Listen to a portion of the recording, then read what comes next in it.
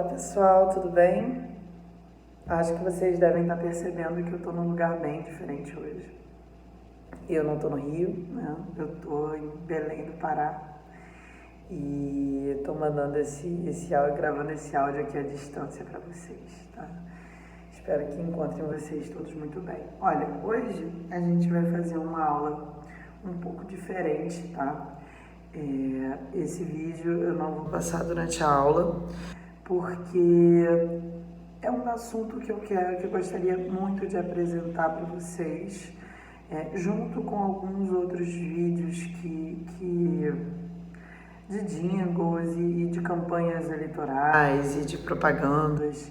Então eu vou fazer um vídeo que vai ser o que eu vou falar na aula presencial, né? Na verdade, na Corrigindo Exercícios. Então, esses vídeos já estão disponíveis para vocês, tá? No programa da aula passada. E a gente vai continuar falando um pouquinho mais sobre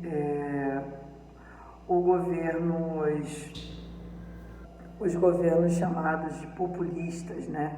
Esses governos compreendidos entre os anos de 1945 e 1964. A gente já falou de uma forma geral no vídeo passado sobre o populismo, né? Sobre esse momento onde os trabalhadores eles estão muito fortes na política. E também, né, na aula passada, né, no que foi, na verdade, no plantão de dúvidas passado, eu não deixei registrado em aula, né? Então eu vou usar esse vídeo um pouco também para recapitular o que foi dito no plantão de aula. Esse momento de 1947 até 1964, ele é um dos breves lapsos democráticos que o Brasil teve, né? Se a gente pega a nossa história, a gente pode colocar como marco o nosso início em 1822, com a proclamação da independência por Dom Pedro I. A gente mantém um governante português até 1831, quando a gente tem a abdicação. Temos uma época, né, chamada de regência, onde a gente tem muitas revoltas populares, mas em nenhum momento esses populares estão realmente na política formal.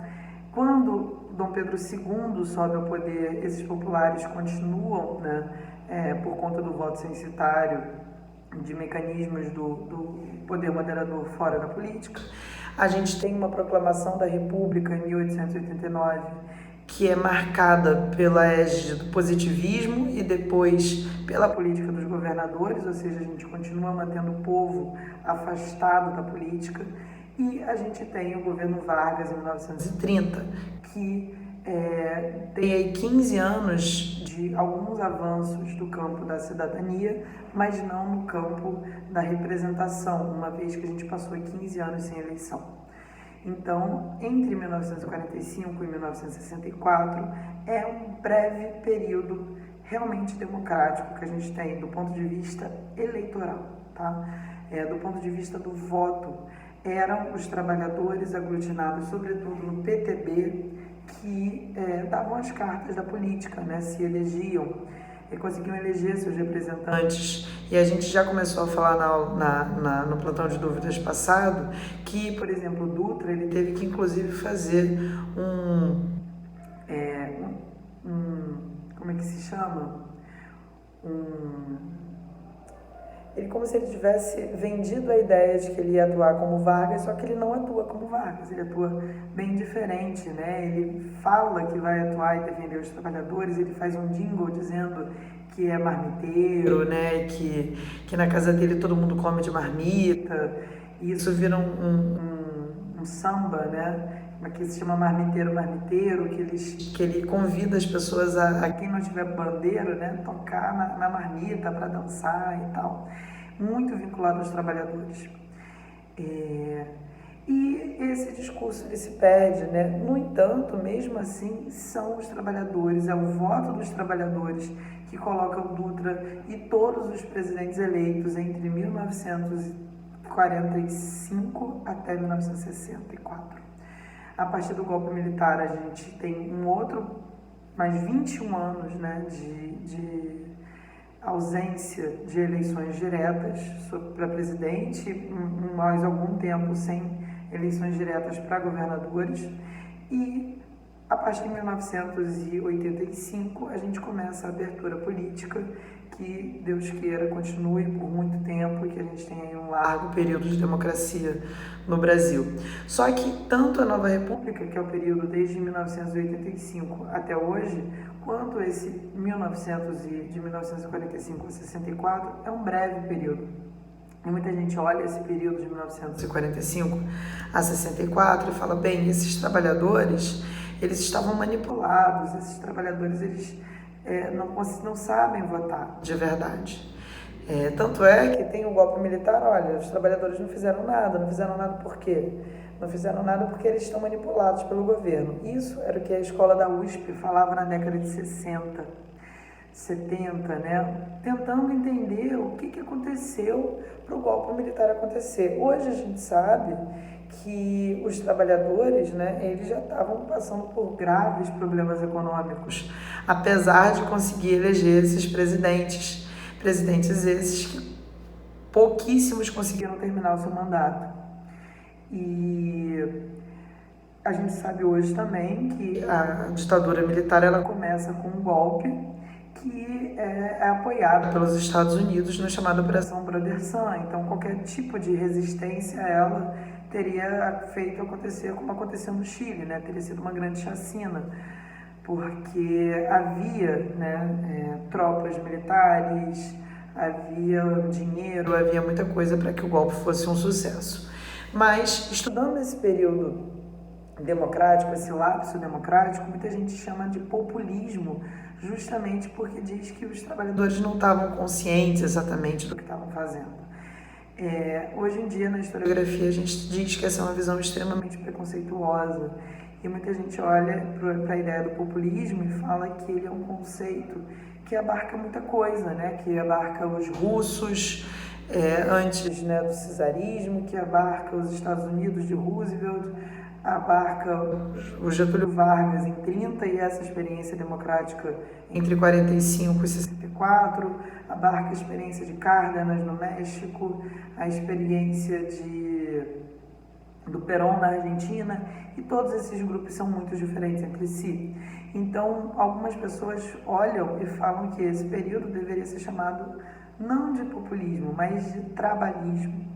E aí a gente já tem outro grupo que olha e fala, bem, trabalhismo também não é um nome muito bom, porque faz com que a gente imagine que tudo tem a ver com o Partido Trabalhista Brasileiro, o PTB, quando na verdade o PCB, né, que foi posto na ilegalidade por Dutra em 47, teve um papel primordial na organização de base dos trabalhadores, inclusive, né, mesmo na ilegalidade, o PCB continuou atuando usando a legenda de partidos legais, né? Então a gente tem aí uma multiplicidade de forças muito grandes, o que não permitiria que se falasse de um trabalhismo necessariamente. O Geisel, né, quando ele diz que 1964 não foi uma revolução, mas uma contra-revolução, ele fala que o que a gente tinha era uma república sindicalista, né? Como se os trabalhadores estivessem ali de fato dando as cartas da política. E, enfim, né, toda a ideia, né, da segurança nacional, do anticomunismo e tudo mais, apontavam que isso era uma ação extremamente perigosa. Por exemplo, como a gente viu em Cuba, né, a Revolução Cubana ela não foi comunista desde os seus primórdios. Ela começou como uma revolução nacionalista que, frente aos desenrolares, né, da situação, acabou se sovietizando. Então, o Geisel ele fala que era necessário interromper essa república sindical, né? Esse é o nome que eles chamam. Inclusive, ele é o Geisel que diz que 1964 não é uma revolução, tá? E aí, pessoal, a gente chegou na aula do Plantão de Dúvidas a falar sobre o Dutra mais detidamente. A gente falou sobre ele cometer esse estelionato eleitoral, ele ter sido, né, o o ministro da Guerra dos Estados Unidos, do Brasil durante a Segunda Guerra Mundial e ser extremamente americanófilo. E quando quando Vargas foi proibido de se eleger, de se candidatar em 45, ele aparece como candidato do Vargas, né? O Vargas diz, vote no Dutra. E os trabalhadores votam, né? Só que quando o Dutra assume, ele faz um governo muito diferente, né, do que ele se propôs. Então ele vai sufocar trabalhadores, ele vai sufocar greves, ele vai gastar as reservas da Segunda Guerra Mundial com importações, ele vai, no contexto da Guerra Fria, fazer o chamado alinhamento sem benefícios. Tá? E isso acaba fazendo com que vai colocar o PCB na ilegalidade, né? Vai acabar trazendo muitos problemas para os trabalhadores e um posterior retorno do Vargas. Na aula do Plantão de Dúvidas, a gente chegou a ouvir o jingle da campanha do Vargas, que foi, né, o bota o retrato do velho, né, que é aquela ideia do retrato do Getúlio Vargas que tinha na Casa dos Trabalhadores. E a gente falou um pouco sobre o governo do Vargas, né, que ele tentou fazer uma política nacionalista com a lei de remessa de lucros, com a tentativa de nacionalização de empresas de energia da Eletrobras. Ele criou a Petrobras para monopolizar a extração do petróleo brasileiro, que antes era explorado por empresas estrangeiras. E ele foi constantemente golpeado na imprensa, golpeado pelos seus opositores. A UDN, né, que tinha ali como seu maior representante Carlos Lacerda, que inclusive tinha os jornais seguidamente, ele falava, né, ao público, falando mal do Getúlio Vargas, dizendo que Getúlio Vargas era corrupto, dizendo que Getúlio Vargas empregava parentes, fazendo uma série de acusações, o que vai resultar, né, no atentado da Rua Toneleiros, que teoricamente não foi feito por Vargas. Na verdade, existe quase consenso de que ele, de fato, nunca planejou isso, mas o Carlos Lacerda acabou sendo atingido na perna, né? E o Getúlio Vargas, frente às pressões, se suicida. E ele escreve uma carta-testamento muito emocionante, que a gente vai ver na aula que vem, tá? Na verdade, no Plantão de Dúvidas. Vou deixar disponível para vocês semana que vem também, tá? Mas, enfim, é um convite que fica para vocês aparecerem, né? Vou deixar disponível para vocês também, mas a gente vai ouvir um pouquinho dessa carta na próxima aula, lá no Plantão de Dúvidas. E aí, pessoal, a gente vai ver uma reação enorme da população. A população vai ensandecida, queimar os jornais da oposição, atacar a sede da UDN, atacar a casa do Carlos Lacerda, vai fazer um caos, assim, né, na política. E existem ideias, né, de que uma intenção era ter dado o golpe em 64, só que dada a tamanha efusividade da população, esse golpe teria sido adiado, né, e se concretizado posteriormente em 64. Quem assume depois da morte de Getúlio Vargas é Café Filho, que faz um governo muito pró-UDN, né, e muito se acreditava que a UDN iria conseguir ganhar as eleições seguintes, o que não aconteceu. Mas o governo JK é tema para a próxima aula, tá? Um beijo, pessoal. Se cuidem muito. Tchau, tchau.